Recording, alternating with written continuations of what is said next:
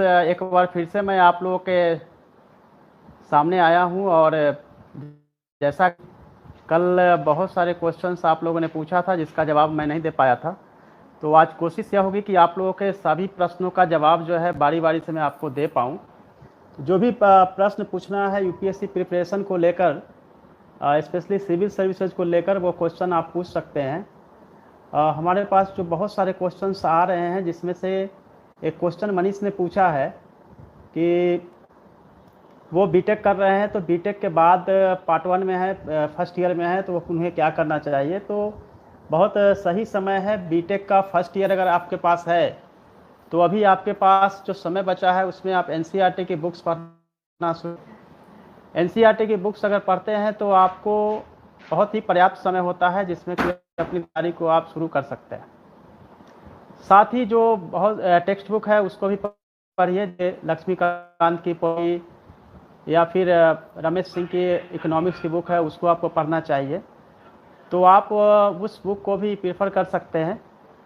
आगे अगर suppose that कि कोई अगर आपको कोई क्वेश्चंस या कोई डाउट्स है तो भी आप पूछ सकते हैं कि आगे किस तरह से पढ़ना चाहिए। तो आप बुक का प्रेफरेंस इस तरह से रख सकते हैं। ये राजकुमार का क्वेश्चन आ रहा है कि उनके पास हिस्ट्री में बिपिन चंद्रा है, तो बाकी कौन सी किताबें पढ़नी चाहिए। बिपिन चंद्रा फ्रीडम मूवमेंट के लिए अच्छी किताब है। इसके अलावे आप क्लास 6 से लेकर 12th क्लास तक की सभी एनसीईआरटी की बुक्स आपको रीड करनी होगी और एटलीस्ट उसमें से स्मॉल छोटे कंसाइज वे में आपको नोट्स भी बनाना पड़ेगा। उसके लिए एनसीईआरटी के अलावे, बिपिन चंद्रा के अलावे आपको कोई भी बुक्स इसके लिए नहीं पढ़ना है। अलग से आप नितिन सिंघानिया की एक आर्ट एंड कल्चर की बुक है, उसी को पढ़ना है। इसके अलावा कोई भी बुक्स आपको नहीं लेनी है। एक खास सजेशन आप लोगों के लिए है कि एक साथ कब सभी बुक्स को आप परचेज कभी ना करें, क्योंकि एक साथ अगर सभी बुक्स आपके पास आ जाते हैं तो आपके लिए दिक्कत ये होती है कि सभी बुक्स को देखकर भी कई बार आप घबराते हैं। इसलिए बहुत ज़रूरी है कि आप एक दो बुक्स को परचेज करें, जब उसको आप रीड कर ले, उसको पढ़ ले, उसके बाद फिर नेक्स्ट बुक को लेना चाहिए। इस तरह से अपनी अब तैयारी को आप आगे रख सकते हैं। क्वेश्चन आप लोग पूछते जाइए, जो भी आपके पास क्वेश्चंस होंगे उसका मैं जवाब देने की कोशिश करूंगा। ओके, सो 10+2 में है तो आगे क्या करना है। 10+2 में है तो सबसे पहले तो आप ग्रेजुएशन में एडमिशन के लिए आप पहले डिसाइड कर ले कि कौन से ऑप्शनल पेपर रखना चाहते हैं यूपीएससी में। यदि आप यूपीएससी में आर्ट्स पेपर रखना चाहते हैं तो मेरी राय होगी कि आप ज्योग्राफी या फिर पॉलिटिकल साइंस या पब्लिक एडमिनिस्ट्रेशन से ग्रेजुएशन कीजिए, क्योंकि ये सब स्कोरिंग पेपर होता है। हर सब्जेक्ट का अलग से अगर आपको डिटेल्स चाहिए तो मैं वीडियो द्वारा आप लोगों को बताऊंगा कि कौन से सब्जेक्ट के लिए कौन सी बुक्स प्रीफर करनी चाहिए और उसके लिए कौन सा नोट्स बेटर होता है। तो फ्रेंड्स, आप इस तरह से अपनी तैयारी को कंटिन्यू रख सकते हैं। लेकिन जो 10+2 कर गए हैं उनके लिए बहुत ही अच्छी अपॉर्चुनिटी है कि उनके पास समय बहुत पर्याप्त है। एटलीस्ट 3 इयर्स उनको ग्रेजुएशन करने में लगेगा, उसके बाद फिर पीजी करेंगे। इस दरमियान आपकी तैयारी जो है वो बेटर वे में जो है सो हो पाएगी। ओके, तो अभी आपने एग्ज़ाम दिया है तो उसके लिए फिर क्या करना है। तो बोर्ड जिन्होंने सीबीएसई से दिया है वो उन लोगों के लिए तो ठीक है, लेकिन जो बिहार बोर्ड से भी एग्ज़ाम दिया है तो सबसे पहले अपने लक्ष्य को आपने जो डिसाइड किया है कि आपको आईएएस बनना है, तो पहली तो प्राथमिकता ये होगी कि आप जो भी बुक्स आपके है उसको बहुत अच्छे से पढ़ें। उसका कारण यह होता है कि यही बुक्स जो है आने वाले समय में आपके लिए बहुत इम्पोर्टेंट होता है और इसी से क्वेश्चंस जो है पूछे जाते हैं। जैसे आप देखते हैं, मैं बोलता हूँ कि एनसीईआरटी की बुक्स क्लास 6 से लेकर 12 क्लास तक का पढ़िए, तो देखने को तो बच्चे की क्लास की बुक्स होती है, लेकिन इसी में से सभी के सभी जीएस के क्वेश्चंस जो है वो बनाए जाते हैं। स्पेशली एनसीईआरटी की बुक्स में से बिल्कुल पैराग्राफ में अगर उसी में से क्वेश्चन पूरी की पूरी उठाई जाती है, उसी से ली जाती है, तो ये जरूरी होगा कि आप बुक्स को उसी तरह से रीड करें। ओके, सो ओके फ्रेंड्स, तो नेक्स्ट आपके क्वेश्चंस आ रहे हैं कि राइटिंग प्रैक्टिस कैसे करनी है। देखिए, राइटिंग प्रैक्टिस के लिए कोई एक दिन का यह काम नहीं है। राइटिंग प्रैक्टिस आपको कंटिन्यू करना होगा। जब राइटिंग प्रैक्टिस कंटिन्यू करेंगे तभी आप मेंस में अधिक से अधिक मार्क्स ला पाएंगे।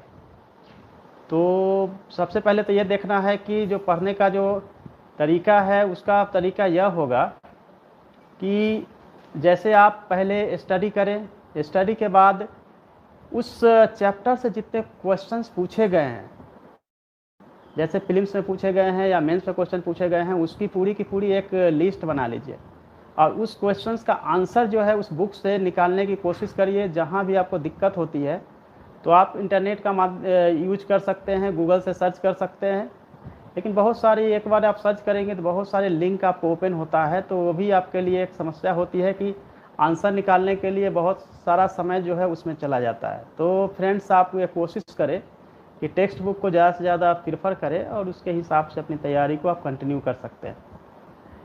राइटिंग प्रैक्टिस के लिए आपको सबसे पहले यह देखना चाहिए कि पॉइंट वाइज जो क्वेश्चंस हैं उसका आंसर आपको तैयार करना चाहिए। अगर पॉइंट वाइज अगर आप तैयार करते हैं तो लिखने में आपको बहुत आसानी होती है। कई बार जो है उस क्वेश्चंस का फॉर्मेट बनाने के लिए भी ये कोशिश करनी चाहिए कि शॉर्ट नोट्स आप जरूर बनाइए। शॉर्ट नोट्स बनाने से भी आपके लिए इजी रहेगा कि आप उसको याद कर सकते हैं और एग्जामिनेशन के टाइम यह ज़्यादा उपयोगी होगा जब रिवीजन करने की ज़रूरत होती है। तो उसके हिसाब से आप इसकी तैयारी को कंटिन्यू कर सकते हैं।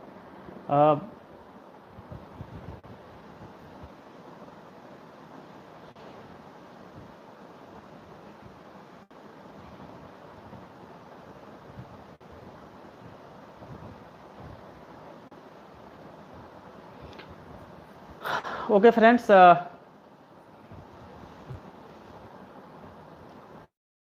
आपको बता दूं कि सैटरडे और संडे को 3 बजे से मैं लाइव यूट्यूब के माध्यम से आप लोग से जुड़ता हूं, लाइव रहता हूं। तो आप जो भी आपके डाउट्स है वो आप पूछ सकते हैं। सिविल सर्विस से संबंधित जो भी क्वेश्चंस हो सकते हैं या ऑप्शनल पेपर का को चूज कैसे करना है वो भी पूछ सकते हैं।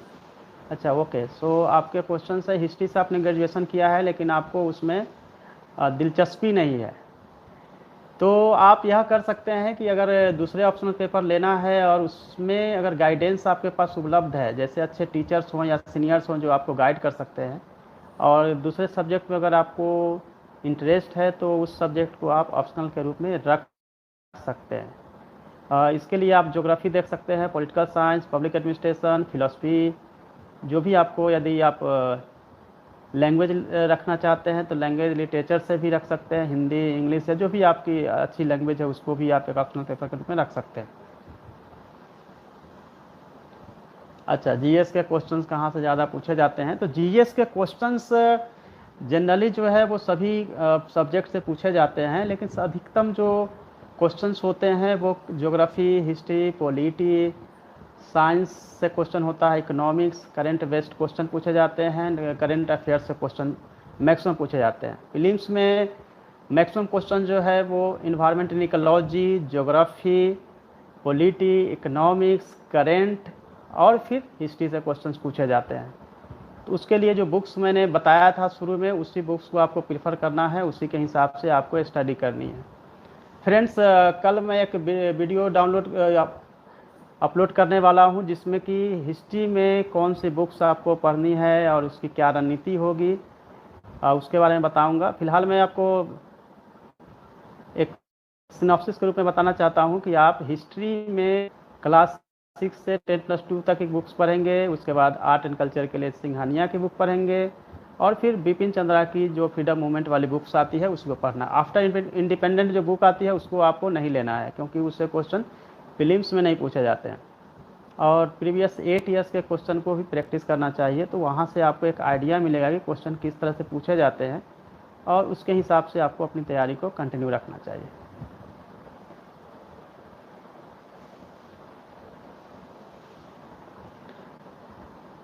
ओके,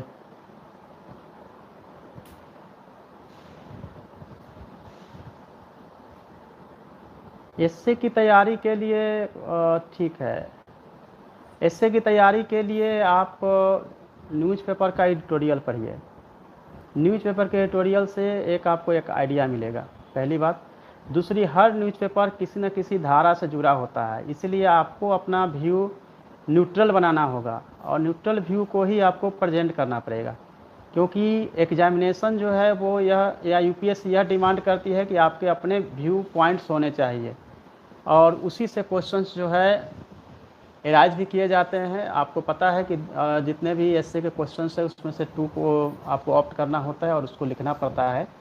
बट कुछ खास चीज़ें जो है हर साल आता है, जैसे करेंट से जुड़ा हुआ एसए के क्वेश्चंस पूछे ही जाते हैं, तो उसके लिए बहुत प्रैक्टिस करने की ज़रूरत है। सब हेडिंग बना के लिखना चाहिए और एटलीस्ट 20 से 25 ऐसे टॉपिक को चूज कर लेना चाहिए जिसकी तैयारी आपको करनी है, जो ट्रेंड रहा है क्वेश्चंस का।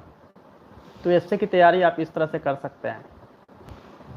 अच्छा, लॉकडाउन में है और एग्जामिनेशन पोस्टपोन्ड हुआ है, तो कब एग्ज़ाम होगी? एग्जामिनेशन का जो मुझे लगता है, मेरी व्यक्तिगत राय है कि अप्रैल में यह एग्ज़ाम जो है हो पाए। और एग्ज़ाम होती है तो आप ये मान के चले कि आपको एक एडिशनल जो समय मिला है उसमें आप अपनी तैयारी कंटिन्यू रखिए, तो ये आपका लॉकडाउन का पीरियड जो है उसमें आप बेटर कर पाएंगे। क्योंकि जो सीरियस कैंडिडेट्स हैं वो बहुत अच्छी से तैयारी कर रहे हैं। आप यह मान के न चल सकते हैं कि बाकी स्टूडेंट्स या कैंडिडेट्स जो है वो तैयारी कर रहे हैं या नहीं कर रहे हैं। तो ये आप बिल्कुल देख लीजिए, इस समय का सदुपयोग करें और जो सब्जेक्ट चैप्टर लगता हो कि वीक है, जहाँ से क्वेश्चन ज़्यादा पूछा जाता है, तो उसको जब फोकस करके उसको समझ लीजिए। समझने में अगर कठिनाई हो रही है तो अपने फ्रेंड्स को कॉल कर सकते हैं, टीचर से बात करके या फिर वीडियो कॉल के माध्यम से अपने समस्या को रख के उसको समझ लें। क्योंकि जो आपकी वीकनेस है अगर आप उसको छुपाएंगे तो एग्ज़ाम आप क्लियर करने में आपको कठिनाई होगी। ओके, सीसेट की तैयारी को लेके, तो सीसेट के लिए आपको मैं बताऊं कि प्रीवियस जो क्वेश्चंस पूछे गए हैं उसकी प्रैक्टिस करिए। बीके अग्रवाल की जो मैथमेटिक्स है वो और फिर रीजनिंग, ये दोनों बुक्स आप ले लीजिए। लेकिन बहुत ही मोटी मोटी दोनों किताबें हैं, लेकिन दोनों किताब को पूरी तरह से सॉल्व करने की कोई ज़रूरत नहीं है। 10 to 12 ही चैप्टर है जो दोनों में से आपको देखना है, जो क्वेश्चन बार बार पूछा जाता है। अदरवाइज उसमें चैप्टर देखेंगे तो 50+ चैप्टर्स हैं, तो सबसे कोई नहीं पूछा जाता है। उसके हिसाब से ही आप देख लीजिए कि कौन सा पूछा जाता है, उसी को आप बनाइए। रही बात कि डिटेल में आपको जानना है, तो डिटेल में मैं अगले दूसरे वीडियो के माध्यम से सीसेट की तैयारी के लिए आपको डिटेल्स बताऊंगा कि कौन सा चैप्टर देखना है, उस कैसे तैयारी करनी है। लेकिन प्रीवियस ईयर्स के क्वेश्चन जो सीसेट के हैं वो आपको हेल्पफुल होगा। 80 क्वेश्चन पूछे जाते हैं, कम से कम 28 क्वेश्चंस आपको चाहिए। सही होने का मतलब कि जो निगेटिव मार्किंग है 1/3 उसको माइनस करने के बाद 33% जो है नंबर उसमें लाना होता है, तब आप क्वालिफाई करते हैं। तभी आपकी जो है जीएस की जो आंसर शीट है वो चेक की जाती है। कट ऑफ को लेके आप लोगों के मन में हमेशा दुविधा रहता है, लेकिन ये मान के चलिए कि जो 200 मार्क्स की जीएस है प्रीलिम्स में 100 क्वेश्चंस पूछे जाते हैं, तो कट ऑफ को लेके कि 200 मार्क्स के अगर जीएस के पेपर है जिसके आधार पे प्रीलिम्स का इवैल्यूएशन होता है, तो यदि आप कैटेगरी पे डिपेंड करता है, यदि आप जनरल कैटेगरी से हैं तो 120 एटलीस्ट जो है आपको लाना पड़ेगा, तभी आप सेफ हैं। और उसमें से 10 से 15 नंबर कम करेंगे तो हर कैटेगरी के हिसाब से आपको क्लियर होता जाएगा कितना कम मिनिमम जो है वो लाना चाहिए।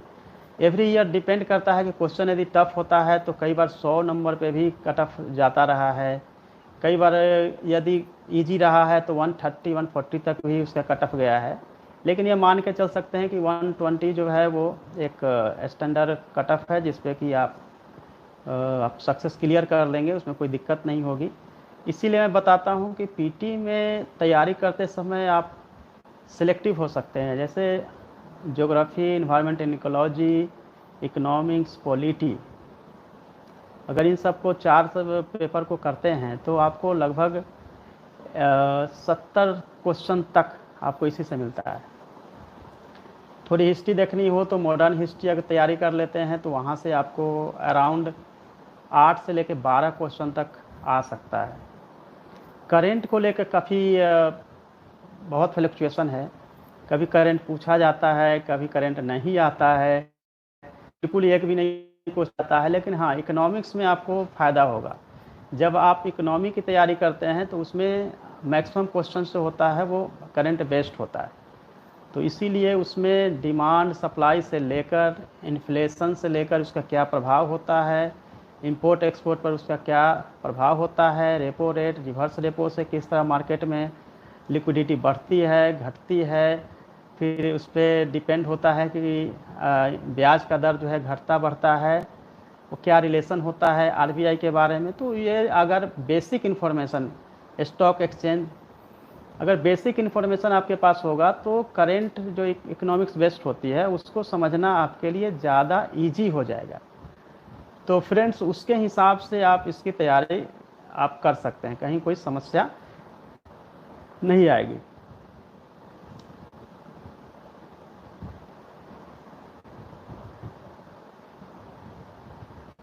ओके, तैयारी जो है वो ग्रेजुएशन के पहले ही स्टार्ट हो जाना चाहिए। अगर आपने ग्रेजुएशन कर लिया है और तैयारी अभी करने का टाइम है तो बिल्कुल परफेक्ट टाइम है, क्योंकि तैयारी के लिए कोई यह नहीं है कि आपको बहुत बचपन से करना है या ग्रेजुएट करने के बाद करना है। मैं ऐसा मानता हूं कि जब जागो तभी सवेरा। आज से ही आप यह प्रण कर दें कि आपको आईएएस बनना है और इसके लिए अपनी स्टडी को कंटिन्यू रखिए, तो निश्चित रूप से आपको कहीं भी कोई समस्या नहीं आएगी। और एक बार आपके मन में एक कमिटमेंट का भाव जो है अंदर होना चाहिए, एक जुनून का भाव होना चाहिए कि हमको आईएएस ही बनना है और इसके लिए जो भी करना हो करेंगे। अच्छा, बेस्ट कोचिंग क्लास की बात है तो बेस्ट कोचिंग क्लास की जहाँ तक सवाल है, बेस्ट कोचिंग क्लास जो है वो दिल्ली में ही है, बाजीराव एंड रवि है, दृष्टि है, कई ऐसे कोचिंग संस्थान हैं जहाँ के आप स्टडी कर सकते हैं। कोचिंग क्लासेस से जहाँ तक फ़ायदे का सवाल है कितना बेनिफिट होता है, अगर आप बिल्कुल बिगनर हैं, नए हैं, आपको तैयारी के बारे में ज़्यादा डिटेल्स पता नहीं है, तब आपको एक सर्कल देते हैं, एक आपको ग्रुप देता है जिसमें आप अपने डिस्कशन कर पाते हैं। लेकिन कोचिंग में जो आप क्लास करते हैं और फिर वापस घर पे आके आपको पढ़ना पड़ता है, तो वैसे में दिक्कत यह होती है कि आपका टाइम जो है डबल जाता है। कोचिंग में भी पढ़ना है फिर घर पे भी आके पढ़ना है, तो self study is the best study. Self study अगर आप करेंगे तभी आपको क्वेश्चंस का आंसर करने में इजी रहेगा। बिल्कुल कैप्सूल लेकर ऐसा नहीं सोच सकते कि कैप्सूल मिल गया कोचिंग से और आप वहाँ से सक्सेस हो जाएंगे। देखे और सुने सबकी जो तरीका होता है वो कई कोचिंग में किसी खास सब्जेक्ट पे अच्छी उनकी पकड़ होती है और उसके हिसाब से तैयारी करवाते हैं। मैं अपनी बात करूं तो प्रीलिम्स के बाद मैं दिल्ली गया था और दिल्ली में मैंने किसी कोचिंग संस्थान में एडमिशन नहीं लिया, बल्कि जो भी अच्छे कोचिंग थे उनके नोट्स को लिया और मैंने सब नोट्स को देखकर जो सभी नोट्स की अच्छी चीज़ें थे उनको मैंने निकाल लिया और फिर मैंने आंसर राइटिंग कुछ अपने सीनियर्स को भी दिखाया कि मैंने ऐसा आंसर राइटिंग किया है, कैसा है। तो कोचिंग में मैंने कभी क्लासेज नहीं लिए। हाँ, इंटरव्यू के समय मैंने संकल्प, दृष्टि या दूसरे डिस्कवरी, कई कोचिंग संस्थान में मैं मॉक इंटरव्यू के लिए जाता रहा था। तो कोचिंग का रोल यह होता है कि आप ग्रुप मिलता है, आपको कुछ आइडिया जो है वो होता है। तो छोटे शहरों में इसकी कमी होती है कि हाँ वहाँ अच्छे टीचर का अभाव होता है। एक समस्या आपके सामने आता है कि कोचिंग जो है वो कम होता है, लेकिन एक अच्छे ग्रुप, अगर आपके अच्छे फ्रेंड सर्किल, अच्छे ग्रुप है तो आप छोटे शहरों से भी आप आईएएस बन सकते हैं। और देखते रहे हैं आप आईएएस बनने के लिए एक मन में जो है बिल्कुल होना ही चाहिए, क्योंकि आपने मेरे अगर यूट्यूब चैनल को देखा होगा तो आपने गोविंद जायसवाल को देखा होगा, पूरी अपनी हिस्ट्री देखी होगी। दो मैंने वीडियो अपलोड किया है जिसमें कि एक छोटे साइकिल का गैराज है और फिर वो आईएएस बन रहे हैं, या फिर रिक्शा वाला का बेटा है गोविंद, उनकी वो आईएएस बन रहे हैं।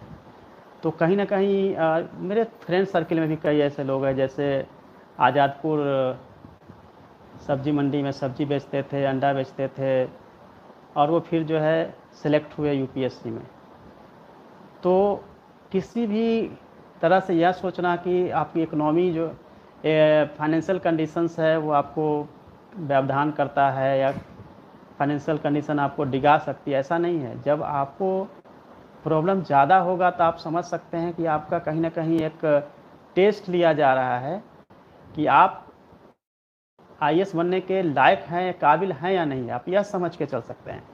क्योंकि जब आपको बहुत समस्या प्रॉब्लम होती है तभी जो है ये दिखाता है कि आप बिल्कुल इस पोस्ट के लायक हैं। और यही वजह है कि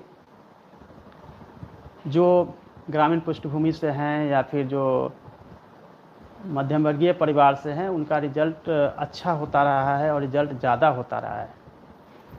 किसी बैकग्राउंड का असर नहीं होता है कि आप इंजीनियरिंग है या आर्ट्स किया है, कॉमर्स किया है।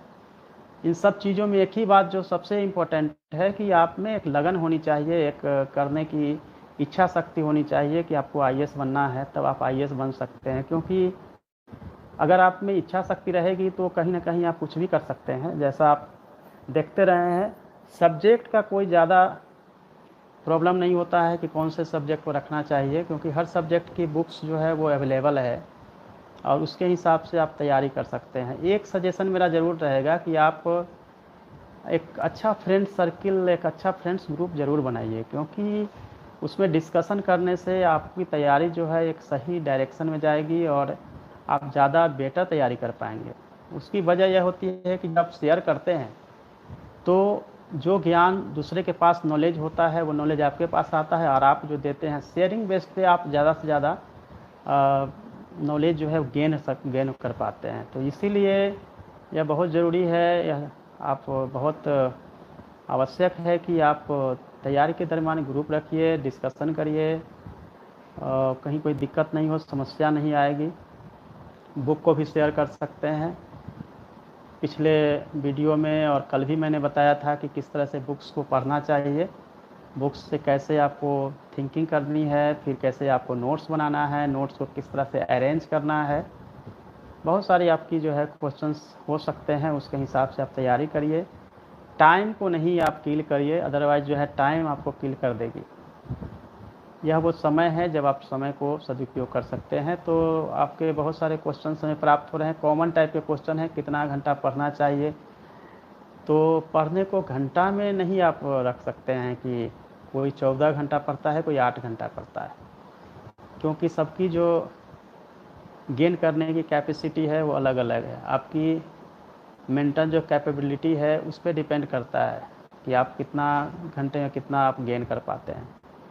लेकिन स्टैंडर्ड टाइम अगर देखा जाए तो 8 से 10 घंटे की अगर आप स्टडी करते हैं तो वो परफेक्ट या स्टैंडर्ड टाइम है, जिसमें कि 8 से 10 घंटे की पढ़ाई जो है आपको कम से कम करनी चाहिए।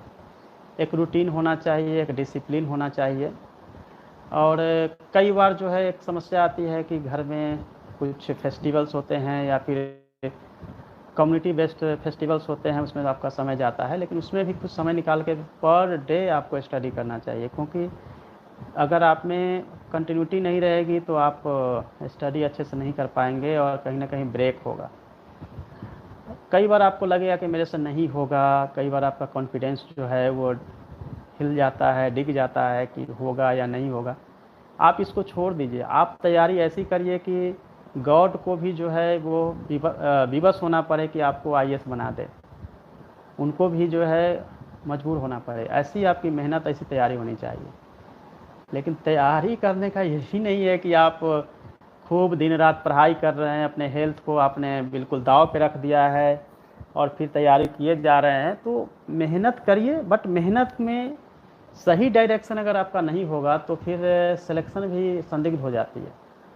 सही डायरेक्शन का मतलब है खूब मेहनत कर रहे हैं और सही डायरेक्शन में नहीं कर रहे हैं। एक सब्जेक्ट के आप 4-5 बुक्स पढ़ रहे हैं, रीड कर रहे हैं, कुछ भी आपको क्लियर नहीं हो रहा है, कॉन्सेप्ट क्लियर नहीं हो रहा है, आप ट्राई कर रहे हैं, बहुत सारे बुक्स पढ़ रहे हैं, तो वो भी आपके लिए बहुत बड़ी समस्या हो जाती है। तो सही डायरेक्शन होना बहुत ज़रूरी होता है। नोट्स बनाने से लेके, टाइम टेबल से लेके, हेल्दी फूड का भी होना ज़रूरी है, क्योंकि पूरा का पूरा हेल्दी फूड जो है वो ब्रेन को आपको बूस्ट अप देता है। उसके हिसाब से आप अच्छी तैयारी कर पाते हैं। एक जो तैयारी के दरमियान में आपको बहुत इंपॉर्टेंट चीज़ बताने जा रहा हूँ कि आप अपने टेबल के डायरेक्शन को चेंज करते रहें। बेड को हमेशा जो है इस रूम के इस कॉर्नर में, कभी उस कॉर्नर में, अपने पढ़ने का जो टेबल है आप चेंज करते रहें। कभी घर के छत पे, लॉज के छत पे, कभी आप गार्डन में, आप अगर जगह को चेंज करते हैं तो ब्रेन जो है वो ज़्यादा से ज़्यादा गेन करता है।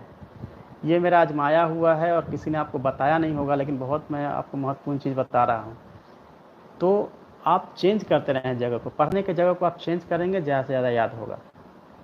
इवन कि अगर आप किसी 2 फ्रेंड के साथ डिस्कशन कर रहे हैं तो आप तीसरे चौथे फ्रेंड के साथ डिस्कशन करें। इसका मतलब ये भी नहीं है कि आप बिल्कुल सब हर दिन आप नए नए फ्रेंड्स के साथ डिस्कशन करें, नो। आप हमेशा यह ध्यान रखें कि आपसे जो अच्छे पढ़ने में हैं उनके साथ आप डिस्कशन करेंगे तो ज़्यादा गेन करेंगे। ये बहुत मैं एक कूटनीतिक के तौर पे आपको बता रहा हूँ कि डिप्लोमेट हो गई कैसे तैयारी होती है, क्योंकि अगर आप अपने से कमज़ोर के साथ अगर तैयारी करेंगे तो आपका पैर खींचेगा, आप उसी को बताएंगे तो वो उससे आप क्या सीखेंगे। तो इवन कि हम लोग जब रूम शेयर भी करते थे तो यह ध्यान रखते थे कि अपने लेवल में कम से कम होना चाहिए, अपने से अच्छा पढ़ने में होना, जो भी सब्जेक्ट हमको उसके हिसाब से और पढ़ने वाला होना चाहिए, क्योंकि जैसे जिसके साथ आप रहते हैं वैसा ही आपका रंग ढंग और आपका सब कुछ होते चला जाता है। तो ये एक बहुत सम आपका ट्यूनिंग अच्छा नहीं हो पाता है, फिर आप प्रिपरेशन ठीक से नहीं कर पाएंगे। तो ये भी आपको ध्यान रखना है कि ग्रुपिंग कैसी होनी चाहिए और किस तरह से आपको स्टडी करनी है, और आपका रूम शेयर करते हैं तो कैसा होना चाहिए, जिससे कि उससे भी आपका बहुत सीधा सीधा इफेक्ट पड़ता है। तो हमेशा जो है आप अपने ग्रुप में जो खूब इंटेलिजेंट टाइप के हैं, कम से कम बराबर है, उनके साथ रहना चाहिए।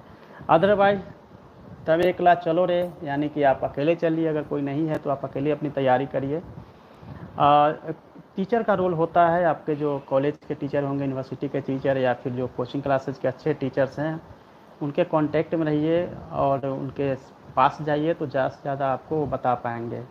एक बहुत ज़रूरी बात है कि टीचर से जितना ज़्यादा आप लगाव है, उतना जो अंदर की बात होती है, गुरु का जो बहुत सारी सीक्रेट जो चीज़ें होती है वही बताते हैं कि एग्ज़ाम में कैसे लिखना है, क्या करना है।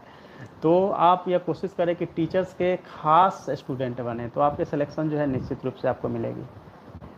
तो फ्रेंड्स, मैं बहुत ही सीक्रेट ऐसी बातें बता रहा हूँ जो अपने बिहेवियरल चेंज द्वारा भी अपनी चीज़ों को आप बेटर कर सकते हैं और आप समझ सकते हैं। ओके, सो क्वेश्चंस आपके मेंस के आ रहे हैं ऑप्शनल चूज के लिए। मैंने कल ही इससे तो सेशन हो चुका है, मैंने बता रखा है कि किस तरह से आपको सब्जेक्ट चूज करना है। हिस्ट्री के लिए हिस्ट्री के लिए मैं कल अपलोड कर रहा हूँ, तो उससे आप देख लीजिएगा हिस्ट्री में कैसे तैयारी करनी है। यूट्यूब चैनल को सब्सक्राइब करिए और फ्रेंड्स जो आपके ग्रुप में हैं उनसे भी आप सब्सक्राइब करवा लेंगे तो ईजी रहेगा आपको मेरे वीडियो को भी देखने में, जुड़ने में भी, ताकि आप अपने जो डाउट्स हैं उसको आप क्लियर कर सकेंगे।